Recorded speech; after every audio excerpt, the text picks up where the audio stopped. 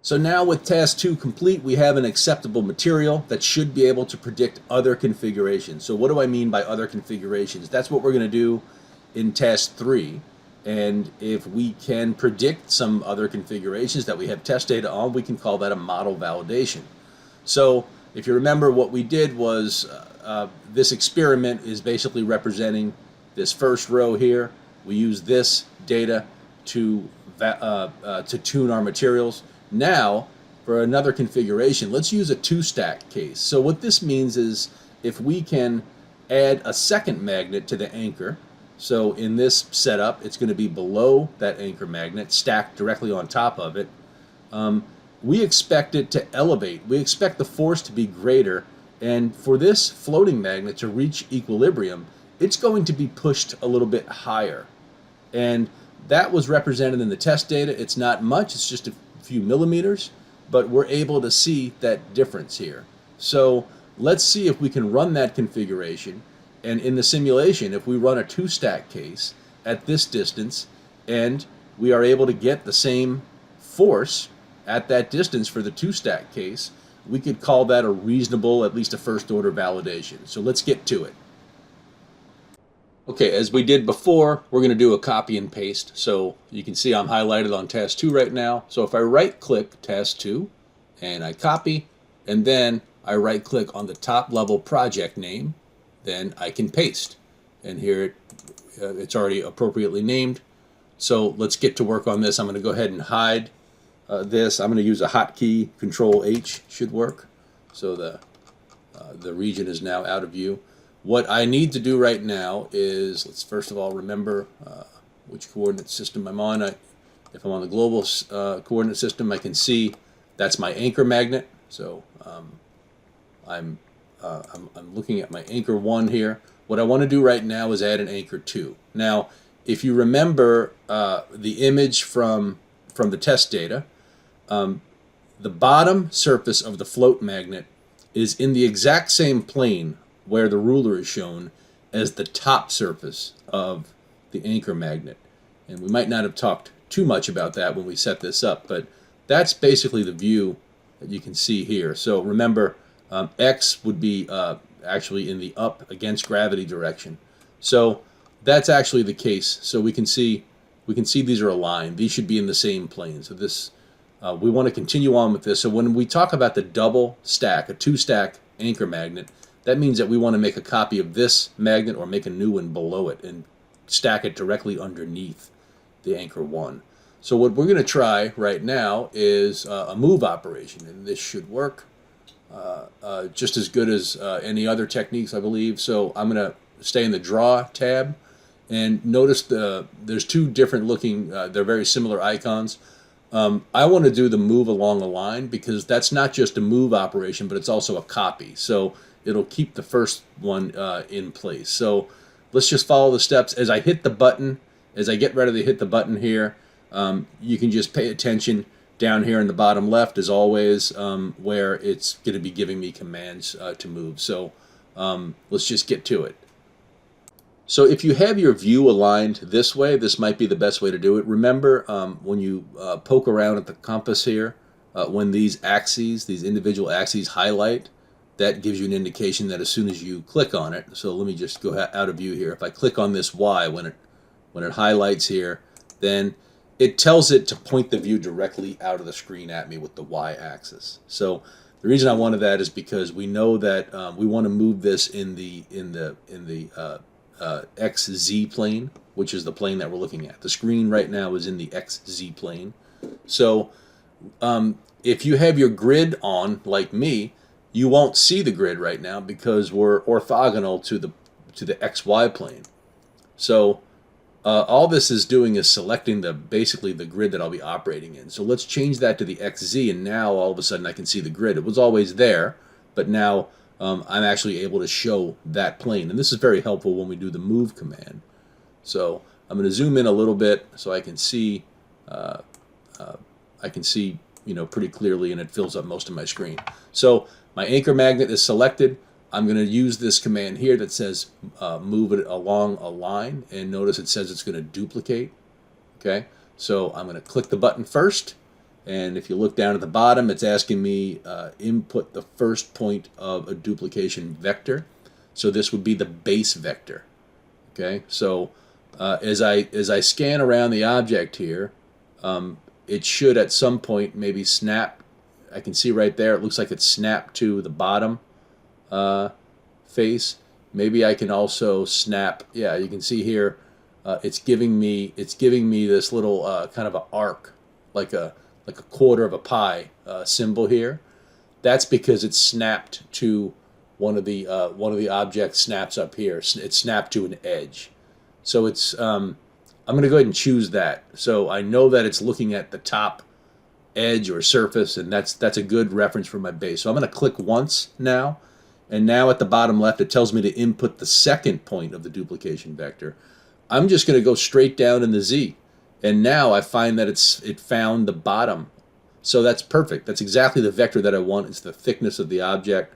I'm going to click left again, and if you look on the top left, a new form has come up. It asks me what the total number is that I want, and of course I want a 2 stack, so I want 2. So I'm just going to go ahead and say OK. I'm not going to attach to the original object right now. We might go back and explore that later. When I say OK, and now I click in the just in a dead space of the screen, I can see it moved down, but it looks like it also moved in a different direction. I didn't really want it to move in the Y at all. So, and that's okay. We can come back and fix that. So I've got this new anchor object here. If I click, I'm going to rename this in a second, but if I click down into this, I can see that there's this, actually the duplication operation is going to be up here. So look at your original anchor 1, which is where we applied the duplicate operation on, and now I can see what information it used to do the move. And for whatever reason, it chose 15 millimeters in the Y direction. So I wasn't able to control that with the view that I had. So I can just fix it now, and I can come in here and I'll type over the 15 and just make that a 0, right? And if you are just paying attention to your own paying attention to the vector in your head, you know that going 0 in the move direction in Y is going to bring it back. So we only have a Z component. That's exactly what we want. It happens to be the thickness of the magnet. So pause the video if you need to get back to here. The rest, when you come back, is going to be just some bookkeeping, getting the names figured out, and making sure that the mesh and the forces are applied the right way. So I'm going to go ahead and change the name. And as you already guessed, I'm going to call it Anchor 2.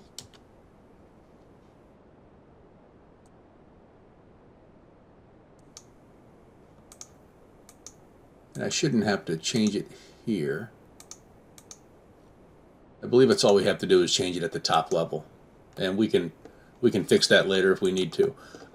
So now if I just collapse this, I can see this is making sense. I've got 3 magnets now in my material stack here. I haven't changed the material value. What I need to do though right now is, if you remember, it's the mesh operations and the parameters that we have to guarantee are enforced and applied to all appropriate magnets. So remember, force float, that's appropriate. Nothing's changed there. But you'll notice now the force anchor is not including the new magnet. So what I'm going to do is I'm going to go ahead and choose both of them actually. So if I can get the other magnet out of view, I can do a select. I've got only the 2 anchors 1 and 2 selected, and now what I'll do is right click force anchor, and I'm going to say reassign, and now they're both shown. So that was good. I'll go into the mesh now, and I'm going to look and see what was selected here. Select assignments, and of course the other one's not there. So I'm going to go ahead and grab them all, and now I'm going to say reassign for the mesh operation. And let's just verify one last time. If I right click and say select, now I know we're in good shape. So with that, we should have a valid simulation. And what we can do at this point is run the simulation. And I guess my question to you, a rhetorical question, Let me go ahead and just for the ease of view, I'm going to change back to the XY plane. My rhetorical question to you would be, if we were to run this simulation right now, the only thing we changed, if you remember, aside from all the meshing and the force parameters, the only thing we did was add a second magnet. So we've already calculated the force. We have a result here that, of course, we invalidated our result. We have to come back and solve that. But if you remember, it was pretty close to 32 millinewtons, like we measured, right? It was about 30 millinewtons. So my question to you is, would you expect this force to be different? So you can pause this video while you think about that and get ready to run the simulation. I'm just going to go through a quick validation to make sure everything looks like it's covered, and I'll hit Analyze All. When we're done with the solution, I'll come back and we'll continue on and we'll analyze these new results. So we have a solution. Hopefully you do as well. And I can see it looks like we have a normal completion here. My results table has been repopulated with forces in the X direction. So let's go ahead and double click and see what happened. And I don't know if your thought experiment about what should happen is agreeing with what you're seeing on the screen here, but certainly the force has increased. If you remember, we did not change the position of the magnet. If I look at of the float magnet, of course, if I look at this anchor 1 CS, both of these are attached to this origin location of 0. And if I look at the float CS, remember we moved it up to 22.4 millimeters to agree with the 1 stack case. So now here we are looking at a 2 stack case, and our results are telling us that the force is larger. It's about 12, almost 13 millinewtons larger. And that actually makes sense, because now this float magnet would not be in equilibrium. The force is greater, pushing it upwards in the X direction, than the gravity force that we calculated to be 32 millinewtons. So, of course, remember, the distance that we would expect it to be in equilibrium was already measured. So the next step is to rerun the simulation at the appropriate distance. So remember 25.6, and we'll go back to our model, and we're going to change this float CS location here.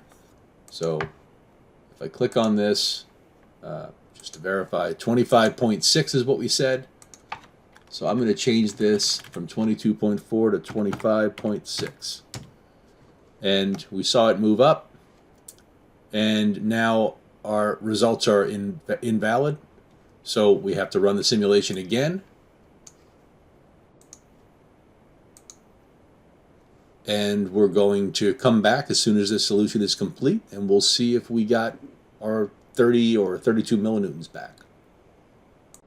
So I've got a solved model here, so I'm just going to see what happened in our updated table. As I double click it, both numbers are pretty close to each other.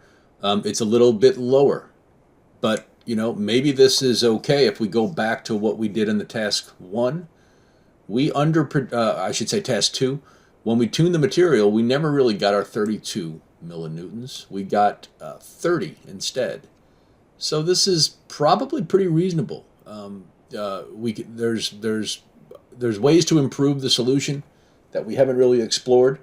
I would say that this is pretty decent agreement, and if we were to use this for a really important design, we would probably roll up our sleeves a little bit more and try to get the accuracy to improve. But I'd say this is ballpark agreement for a 2-stack case. It's generally predicting in the way that we would expect it to. So I think this is a result that we can live with. Maybe later in the class we'll come back and analyze the error and see if this is within the realm of the error that we would expect from the test data that we gathered.